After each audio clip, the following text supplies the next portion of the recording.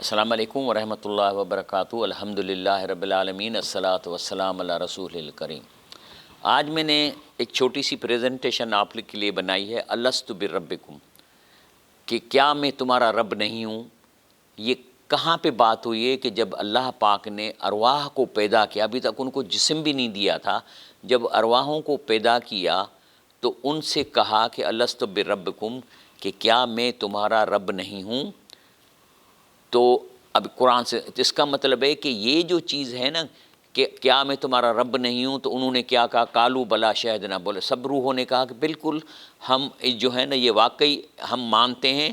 اور اس کا ہے کہ تو شروعات کیسی ہوتی ہے، اذ اخذ ربک من بنی آدم من ظہورہم ذریتہم، اور جب آپ کے رب نے بنی آدم کے پشتوں سے ان کی نسل کو نکالا اور انہیں خود ان کی جانوں پر گواہ بنایا، اشہدہم علی انفسہم، کیا میں تمہارا رب نہیں ہوں۔ انہوں نے جواب دیا کیوں نہیں، ہم اس واقعے کے گواہ ہیں، کہتے ہیں کہ بلا شہدنا۔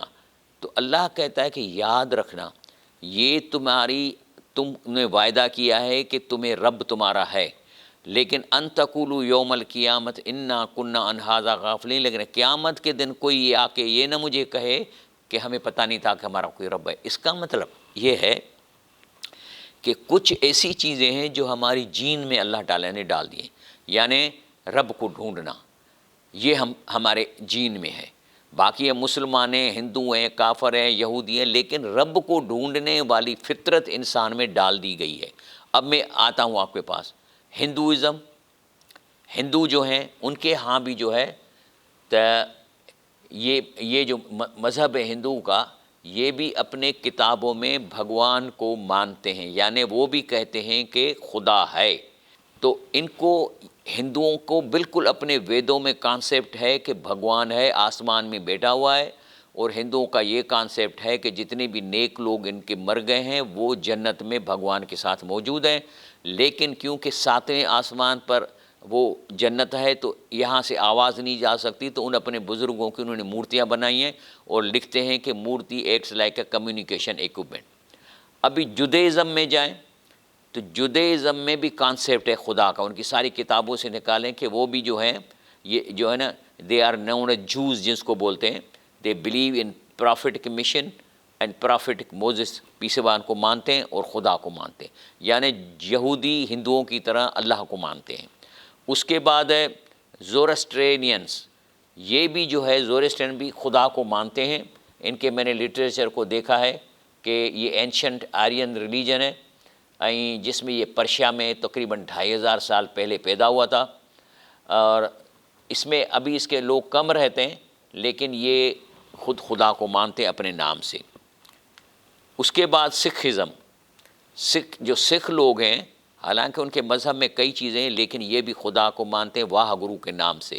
تو ان کے اس کا مطلب ہے کہ الست بربکم انسان کے جین میں شامل ہے، کوئی مذہب خالی، کرسچینٹی گاڈ کہتے ہیں، اللہ کو مانتے ہیں، اسلام ہم اللہ کو مانتے ہیں۔ تو اس کا مطلب ہے کہ الست بربکم والا جو وعدہ تھا وہ انسان ذات کے ساتھ کیا گیا تھا، کہ اللہ کہتا ہے کہ کیا میں تمہارا رب نہیں، تو سب نے کہا، جو روح تھے وہ آگے روح جا کے کوئی کرسچن بن گئے، کوئی ہندو بن گئے، کچھ کیا بن گئے، تو لیکن ان سب کو پتہ ہے، اس لیے جو بھی انسان نیچر پہ بچہ پیدا ہوتا ہے اس کا کام ہے سب سے پہلے ڈھونڈتا ہے کہ کریٹر کون ہے، کس نے بنایا، اور کسی نہ کسی نام سے اس کو جانتا ہے۔ اسلام یہی ہے، اسی لیے ان کی کتابوں میں آپ ویدوں کو اٹھا کے دیکھیں، میں نے اس کو اسٹڈی کی ہے کہ وید میں تقریباً 50% کے قریب آیتیں ویدوں کی قرآن والی ہیں۔ بائبل بھی ایسا ہی ہے، اس میں تو 60% آیتیں وہی ہیں جو قرآن والی ہیں، اور زبور میں بھی ایسی چیزیں باقی کتابوں میں ہیں۔ تو اسی لیے اللہ تعالیٰ نے رسول اللہ صلی اللہ علیہ وسلم کو فرمایا کہ یہ اہل کتاب والے ہیں۔ دیکھیں اب ہندو کون ہیں، جو علماء نے لکھا ہے کہ حضرت نوح علیہ السلام کی قوم ہے، اور ان کے وید بھی الہامی کتاب ہیں، لیکن انہوں نے تبدیلی کر دی ہے۔ قرآن میں تو نہیں ہوئی تبدیلی، باقی کتابوں میں تبدیل، لیکن پھر بھی ان کا کافی پورشن جو ہے وہی اوریجنل جو پورشن ہے وہ بالکل قرآن والی آیتیں ہیں۔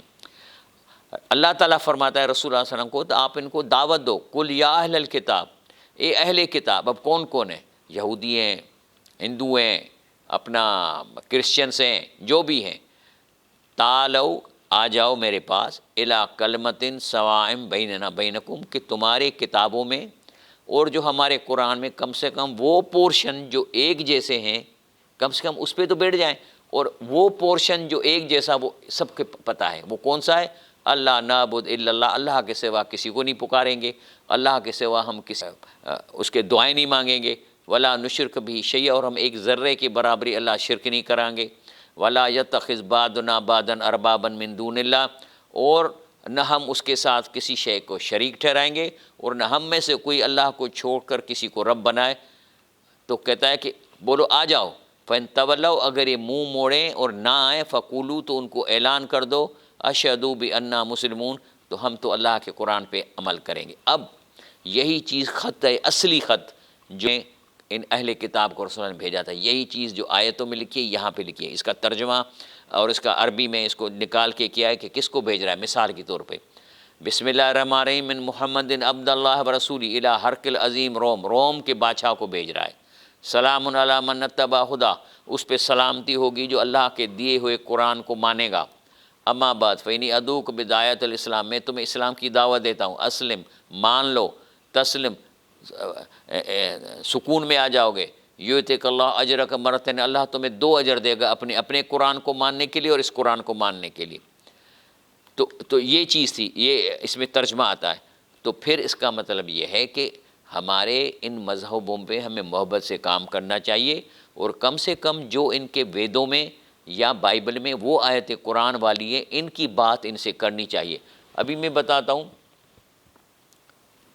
کہ قرآن میں آتا ہے نا کہ جو اندھے ہیں، جو سنتے نہیں ہیں، آنکھوں سے کانوں سے بہرے ہیں، they will not return to path, وہ قرآن پہ کبھی واپس نہیں آئیں گے۔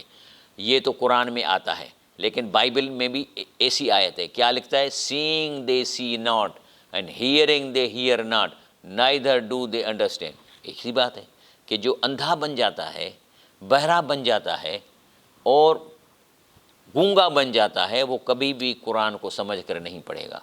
اس کے بعد پھر رگ ویدا، ہندوؤں کے مذہب سے کتاب سے لے لو، کہہ رہا there may be someone who sees the word any yet indeed do not see them, مانا لفظ پڑھتا ہے لیکن پتہ نہیں کرتا کہ میں کیا پڑھ رہا ہوں۔ یہ رگ وید ہندوؤں کی میں ہے۔ اور may be another one who hears these words but indeed does not hear them، ایک ایسا ہے بہرا جو الفاظ تو سنتا ہے لیکن اس کی سمجھ میں نہیں میں کیا سن رہا ہوں۔ تو یہ سارے اسکرپچرز میں ایک ہی بات ہے کہ قرآن کو سمجھ کر پڑھو، سمجھ کے پڑھو۔ تو یہ تینوں میں تو یہی تو چیز ہے جو کہی جا رہی ہے کہ آ جائیں، لیکن قرآن کا فرق یہ ہے کہ قرآن میں اللہ نے اس کا ذمہ اٹھایا ہے کہ اس میں تحریف نہیں ہوگی۔ انا نزلناہ ذکر و انا لہ لحافظون۔ اب میں دکھاتا ہوں قرآن کس طرح انٹیکٹ رہا ہے۔ وہی نازل ہونے کے فوراً بعد اس کا ہر ٹکڑا آپ صلی اللہ علیہ وسلم کے سامنے لکھ لیا جاتا تھا، ہر ٹکڑا۔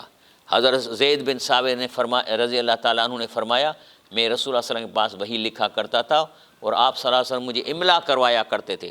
جب میں لکھ کر فارغ ہو جاتا تو آپ صلی اللہ علیہ وسلم اشارہ فرما دے اب پڑھ کر سنا، تو میں پڑھ کر سناتا۔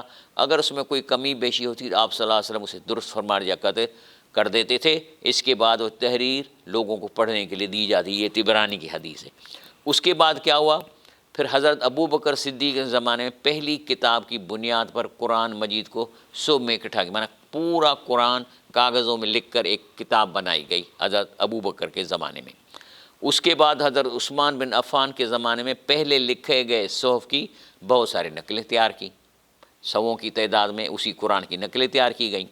اس کے بعد حضرت عثمان بن عفان رضی اللہ تعالیٰ عنہ نے مسلمانوں کے تمام شہروں میں اسے ہر شہر میں اس نقل شدہ معتبر نسخوں میں سے قرآن مجید کا ایک نسخہ بھیجا، ایک ماہر اور وہ حاذق قاری کے ساتھ بھجوایا جو لوگوں کو پڑھایا کرتا تھا۔ یعنی پھر یہ قرآن پھیلتا گیا دنیا کے مختلف ملکوں میں، وہی چیز۔ اور پھر مسلمانوں نے انہی بنیادی نسخوں سے نقل کر کے اتنے نسخے لکھ لیے ہیں کہ جن کا شمار نہیں ہوتا اتنی۔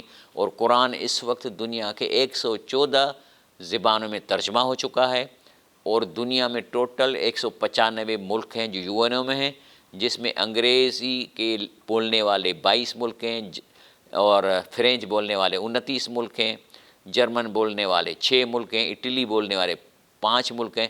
تو ان میں ایک ایک قرآن گیا تو یہ 85 نسخے ہو گئے. عرب ملک 23 ہیں، باقی بچ گئے 110 ملک. تو 4 قرآن یہ اور 110 قرآن، تو ٹوٹل 114 زبانوں میں قرآن جو ہے ترجمہ ہو کے پوری دنیا میں پہنچ چکا ہے. اور اس کے بعد یہ کئی کتابیں اس پہ تفسیری لکھی گئیں. اللہ پاک نے اس قرآن کی حفاظت کا بندوبست جس طرح کیا ہے وہ قائم ہے. باقی جتنے بھی مذاہب کے کتابیں ہیں صرف ان کا جو پورشن قرآن سے ملتا جلتا ہے ہم اس پہ ان کو دعوت دیا کریں، اس پہ ان سے بات کریں. اللہ ہمیں اور آپ کو یہ سمجھ عطا فرمائے.